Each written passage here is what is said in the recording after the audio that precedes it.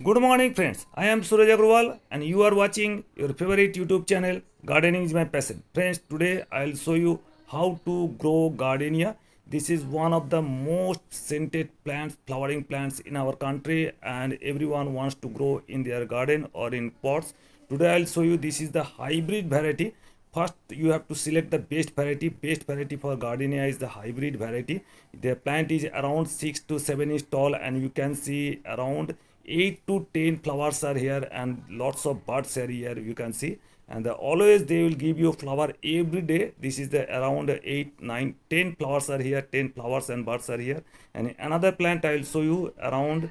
This is the one flower is blooming here, another 2 3 4 5 and six buds are here, so you can imagine how many flowers they will bloom. And today I'll tell you the exact soil mix, what you will grow and how you can put it in proper right direction, and in which what will be actual sunlight you needed. And the for growing it you need one around 10-inch earthen pot or clay pot. This is the best, and there should be hole at the bottom for drainage hole, and I am covering with one pieces of this broken piece. And now the soil mix, actual soil mix, I'll tell you. The nursery people, the soil mix they use, the nursery people around take around, this is the garden soil, any kind of garden soil.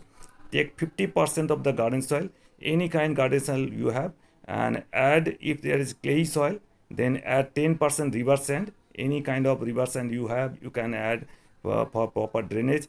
And then add 30% compost, maybe vermicompost, cow dung compost. This is the 2 years old cow dung compost. And then add 10% rice husk if you have. This is an excellent soil conditioner, and if you add it, there should be proper aeration in the soil, and after decomposition they will convert into fertilizer, so manure. So this is one of the best soil mix. If you have, then you can grow nicely. And if you want, you can add little bit of neem cake powder, around 2 teaspoons of neem cake powder, because sometimes the plant's roots are attacked by nematodes, and they will prevent some nematode attack. This is neem cake powder, they contains lots of micronutrients also.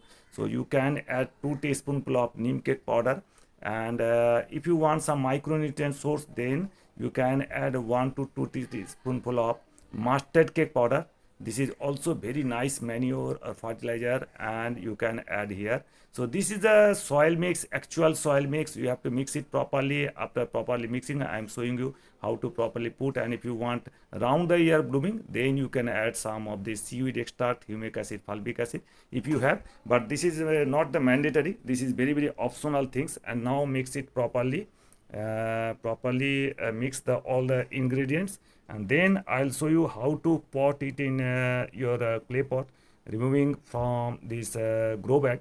So first you have to make some bed of 3-inch layer of bed of this soil mix, and then I will put the root ball here. Just see how I am taking out the plant here. Just cut the two portions of two sides of the grow bag, and take out the intact root ball, because you should not damage the root ball or roots damage. And if you have some clay soil, then you can remove the extra soil at the sides. And this is the alluvial soil, so still I am removing little bit of soil, so that the plants can grow in our new soil mixture. After removal, I am placing it at the center, and then fill it up. And mind it that you have to keep 2-inch of upper portion empty, so that you can add properly time to time watering or fertilizer if you want to add. And then you have to water it fully, thoroughly you have to water.